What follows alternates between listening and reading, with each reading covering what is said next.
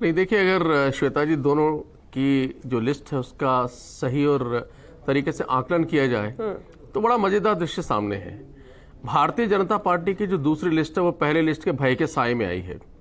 पहली लिस्ट ने जिनको भयभीत इतना किया, इतना विद्रोह इनका हुआ, वो डर गए और दूसरी लिस्ट में उन्होंने सब कुछ रिमूव करने की कोशिश की। कांग्रेस की जो लिस्ट आई है वो और भी मजेदार है। वो भारतीय जनता पार्टी की पहले लिस्ट का जो भय इन्होंने देखा, डर देखा, जो तमाशा देखा, उसकी वजह से दूसरी लिस्ट में उन्होंने काफी समझदारी और काफी कोशिश की कि हमारे यहाँ सब कुछ ना हो, और उन्होंने उस लिस्ट को उस तरीके से यहाँ पेश कर दिया। देखिए, सर्वे क्या कहता है, सर्वे किसने किया, आला कमान ने किया, किसी डिजाइन बॉक्स ने किया या भाजपा ने किसने किया, वो अलग चीजें हैं। कुल मिलाकर ये है कि अगर दोनों लिस्टों का आप आकलन करेंगे तो आपको समझ में आ जाएगा कि राजस्थान की राजनीति में दोनों दलों ने जिस तरीके से कार्य किए हैं उसमें दोनों ही दलों को समझ में नहीं आ रहा है कि इस चुनाव को जीतने के लिए क्या किया जाए।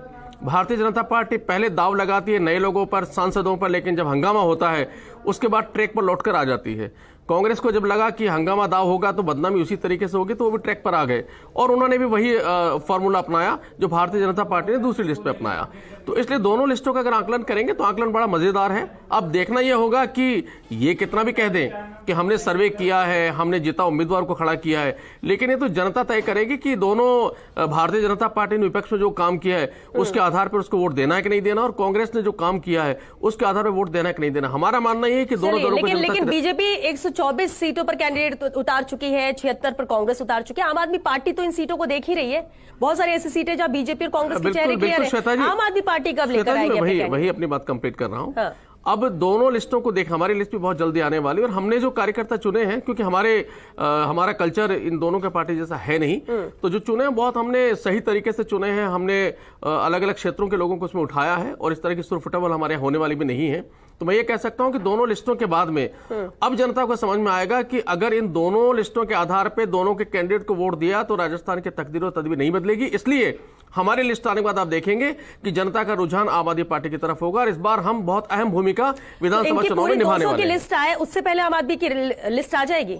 ये पूरे कैंडिडेट अपने उतारे या फिर आपका अभी वक्त लगना है? देखिए, लिस्ट मैं आपको इतना कह सकता हूं, लिस्ट बहुत जल्दी आने वाली, लेकिन हमारी लिस्टों में इनकी लिस्टों से कोई ताल्लुकात नहीं है। हमारा अपना एक प्रोसेस, उससे हम लिस्ट लेकर आएंगे, किसको खड़ा करते हैं, किसको नहीं करते। हमने योगेंद्र गुप्ता जी एक आपसे जवाब कमेंट जरूर चाहेंगे कि अब ठीक है, जातीय गणित साध रही है यहाँ पर कांग्रेस, बीजेपी भी उस पर ध्यान दे रही है, प्रदेश की जनता पर भी कहीं ना कहीं उसका असर होता है।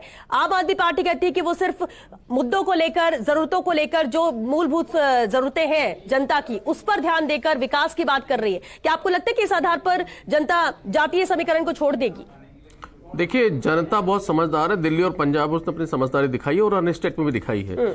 जब राजनेता मानना शुरू कर देता है और राजनीतिक दल ये मानना शुरू कर देते हैं कि जनता को अपने तरीके से बेवकूफ बना सकते हैं, तो जनता उसी से अपनी समझदारी दिखा सकती है। मैं अंत में यही आपको कह रहा हूं कि राजस्थान की जनता की समझदारी पर हमें पूरा भरोसा है, और आप देखिएगा चुनाव के परिणाम के दिन आपको मालूम चलेगा कि राजस्थान की जनता ने पूरी समझदारी से अपने वोट को यहां पर दिया है। ठीक है।